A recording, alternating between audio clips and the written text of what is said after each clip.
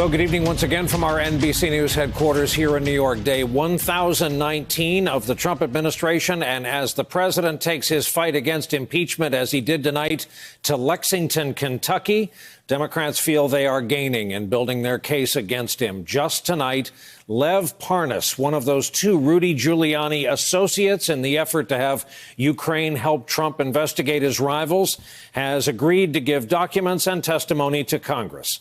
Parnas, who was picked up while apparently trying to flee the country, has already been indicted on campaign finance charges and refused to comply with investigators initially last month. He and the other guy, Igor Fruman, were also involved in the effort to oust one-time U.S. ambassador to Ukraine, Marie Yovanovitch, who Trump recalled back in May. And that brings a big move from the House Democrats to the fore today. This morning, they went public with the impeachment inquiry, releasing the first transcripts from witnesses who behind closed doors gave depositions. Remember, these are the depositions that were being taken in private, the same proceedings the Republicans wanted to disrupt a week ago, demanding transparency. Well, we got some of that transparency today. Nearly 500 pages of it, testimony from the former ambassador and a top aide to the Secretary of State, Mike Pompeo, former Ambassador Michael McKinley. They are now no longer secret. House Intelligence Committee Chair Adam Schiff described the essence of what the witnesses said. The apparatus of the State Department itself was being used to seek political information for a political purpose by the President of the United States and others.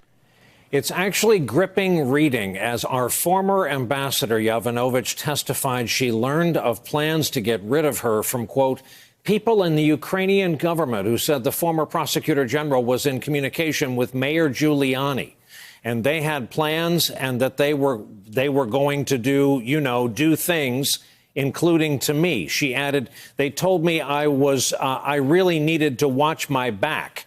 She also testified that when she asked former Trump donor turned EU Ambassador Gordon Sondland for advice on how to handle the attacks against her from Giuliani and Trump allies, he, quote, said, you need to go big or go home. You need to, tweet out there that you support the president.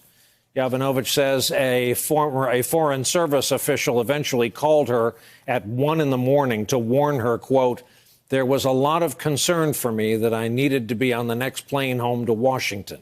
She said, I don't know, but this is about your security. You need to come home immediately. Late today, the president was asked what he knew about former Ambassador Yovanovitch. Was Marie Yovanovitch the target of a smear campaign by your allies? She testified she was. But if you look at the transcripts, the president of Ukraine was not a fan of hers either. I mean, he did not exactly say glowing things. I'm sure she's a very fine woman. I just don't know much about her. Sorry for the multiple pronunciations. Yet on that July 25th phone call with Ukraine's president, Trump said about the ambassador, quote, the former ambassador from the United States, the woman was bad news. Today, 4 witnesses subpoenaed by House Democrats, including John Eisenberg. He's the lawyer to whom several White House officials reported their concerns about that Ukraine phone call, all skipped their closed-door depositions, didn't show up. NBC News has learned that most of the witnesses scheduled to testify the rest of this week are not expected to appear either. That includes Secretary of Energy Rick Perry, OMB Acting Director Russell Vought, and former National Security Advisor John Bolton. Over this past weekend, newly obtained documents from Special Counsel Mueller's investigation revealed new details about the beginnings of this Ukraine controversy. New York Times reporter Michael Schmidt, who's standing by to join us in just a moment, writes, the documents show that one-time Trump campaign manager Paul Manafort, quote, spread a conspiracy theory now at the center of the impeachment investigation that Ukraine, not Russia, hacked the Democratic National Committee as early as 5 months before the 2016 election. Meanwhile, there are other legal challenges before the Trump White House. Today, a federal appeals court ruled the president must turn over 8 years of tax returns to the Manhattan District Attorney. We also learned today that writer E. Jean Carroll is suing Donald Trump for defamation over his denial of her allegation of sexual assault. And tomorrow, jury selection starts in the federal criminal trial of former Trump advisor and longtime friend Roger Stone. He's accused of trying to obstruct a congressional inquiry and intimidating a witness over his role as the link between the Trump 2016 campaign effort and the organization WikiLeaks. Stone is facing as much as 20 years in federal prison. But this item from the president's rally in Kentucky tonight caught our eye. It was impossible to miss the T-shirt saying, "Read the transcript," except that we can't. As the president knows, it was never released, just this summary. What we know is not the exact wording that the president used when speaking on the telephone with the president of Ukraine. Well, joining us for our leadoff discussion on a Monday night, Michael Schmidt, Pulitzer Prize-winning Washington correspondent for The New York Times. Nancy Cook, White House reporter for Politico. Melanie Zanona, congressional reporter for Politico. And Frank Figliuzzi, former FBI Assistant Director for Counterintelligence. And Frank, given the news of the day, I would like to begin with you. Can you remind the folks watching tonight, why was it the President of the United States was apparently hell-bent on removing a career diplomat from this ambassador post? Why was it that her boss, the Secretary of State, didn't run interference for her? And why is it the president, as recently as today, is quoting a foreign government in Ukraine as not having preferred this ambassador? Well, you've asked the key questions that every American should be asking, and the answers are unfolding as we hear reports of the depositions and the deposition transcripts are released publicly. What we're seeing behind all of this reasoning is that she wasn't on the Trump team. And by that, I mean, to use the Italian mafia phrase, La Cosa Nostra, this thing of ours, she wasn't part of this thing of ours in Trump's mind. She was trying to represent the interests straight up of the United States government and trying to advocate on behalf of Ukraine. That wasn't working for Trump. People told him she needs to go. He bought off on that.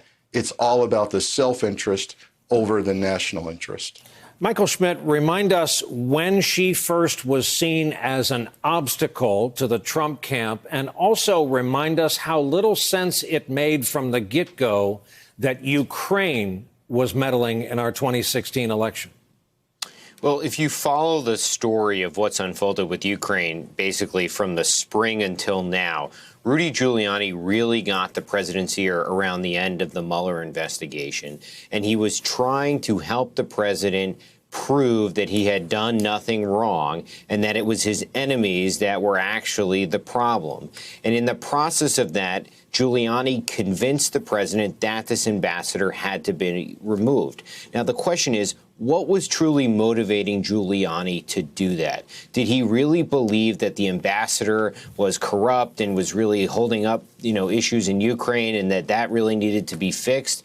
Or was there other reasons for doing that? Was Giuliani doing it on behalf of Ukrainian businessmen? What was it that pushed him to so aggressively, as one witness described it, poison the president's brain about Ukraine? And that is the focus of this investigation, in part, that's going on in the Southern District of New York, to try and understand why that ambassador was removed. If you remember, that was mentioned in the indictment of the two associates of Giuliani's just several weeks ago.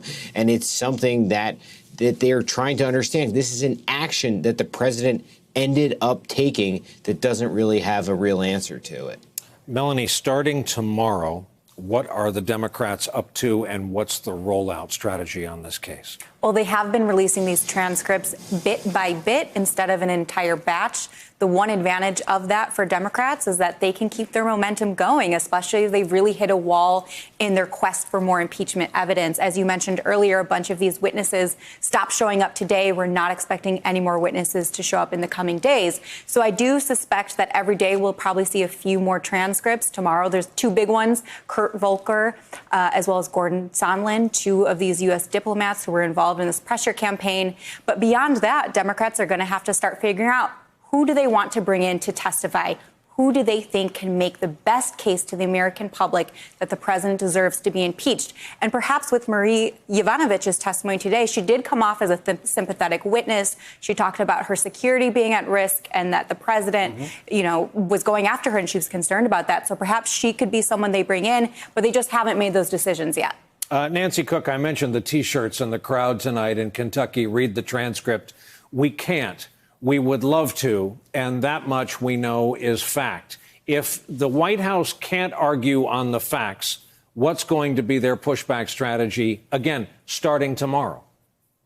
Well, I think that what they've done all along is tried to, tried to do a few things. But one thing that they've tried to do is boil this down to political slogans that they think are catchy, like read the transcript, or no quid pro quo. And that's something that, the President Trump has been trying to do his whole presidency, when during the Mueller investigation, he would say things like no obstruction, no collusion. And so he tries to boil it down to these catchphrases that can stick in Americans' minds, even if they don't necessarily fit with the pattern of facts that Democrats on the Hill are unveiling.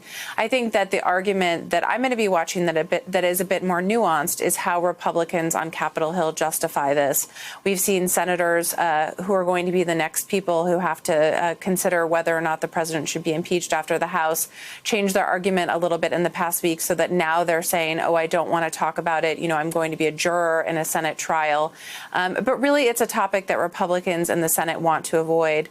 And what I'll be watching is how they message this and how they don't necessarily focus on the substance of the allegations and whether or not the president tried to collude with a foreign government or tried to get a foreign government to interfere in our election, but more how they justify it either on process claims or questions of trying to make it just a partisan exercise. And Nancy, on that last point, the less charitable way to put it is they know better. And because they know better, this is going to get tougher sledding for them.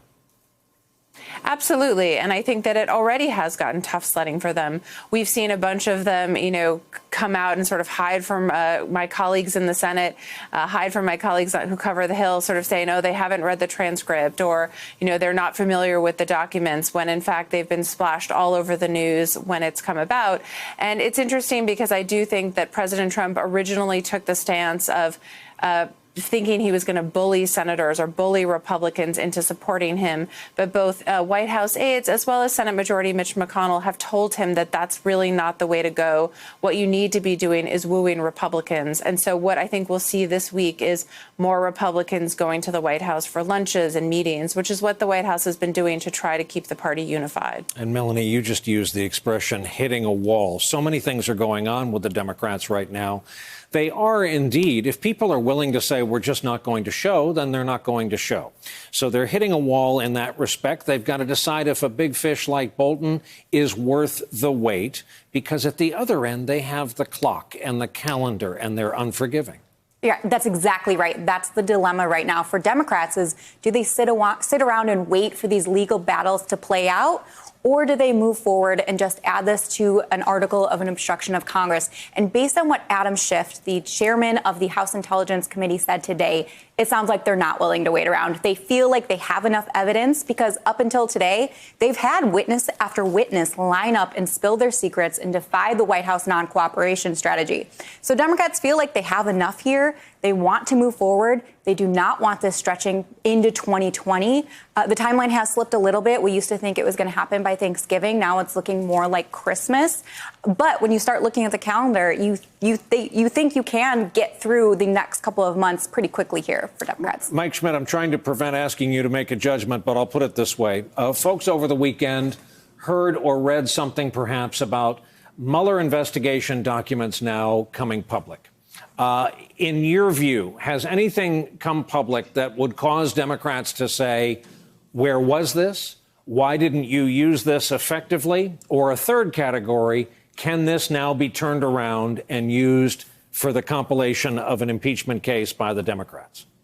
I don't believe these documents change the information. I think we often forget there's a 400-page report that lays out contacts between the campaign and Russia, and all sorts of incidents that could be construed as obstruction. So I'm not sure what Democrats would need that they do not have in that report. It's incredibly detailed. These are some new details. They provide some new insights, but they don't move the ball, and certainly not as much as the Mueller report did. But if you go back in time a little bit to the spring when it came out, the Democrats really struggled to get folks to catch on to the notion of impeachment around the report. Chairman Jerry Nadler of the Judiciary Committee sought to bring witnesses up to testify about it, and he couldn't get witnesses to come up. He ended up having some television legal minds to speak. That was the best that he could do.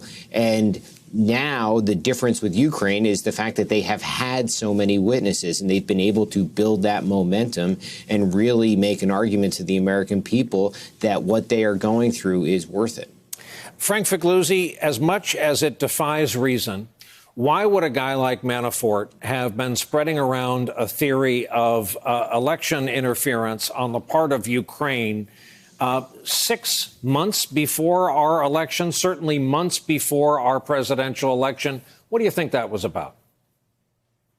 Yeah, this is a bit of a head scratcher, but it confirms for me the concept, the Russian phrase is "polzhny idiot," useful idiot, that the Russians viewed Manafort as a useful idiot to spread their gospel. And that gospel was, hey, don't look at the Russians, look over here at the Ukrainians, because there's reporting that Konstantin Kilimnik may have planted that seed in Manafort's head that, hey, it's not the Russians that did the hacking and all of that. It's the Ukrainians. Well, of course, Konstantin Kilimnik has been labeled by the FBI as a potential associate or linked to Russian intelligence. And we know that the U.S. government has indicted 25 Russians for social media propaganda and the hacking. So there's no question, there should be no question in anybody's mind as to who did this. And so the only reason why Manafort would spread this disinformation is because someone planted it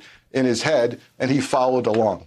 Unlikely that Mr. Manafort is watching any of this coverage tonight. As we fail to remind people often enough, the president's former campaign chairman is tonight in federal prison. With that, our thanks to our initial conversation group for tonight. Hey there, I'm Chris Hayes from MSNBC. Thanks for watching MSNBC on YouTube. If you want to keep up to date with the videos we're putting out, you can click subscribe just below me or click over on this list to see lots of other great videos.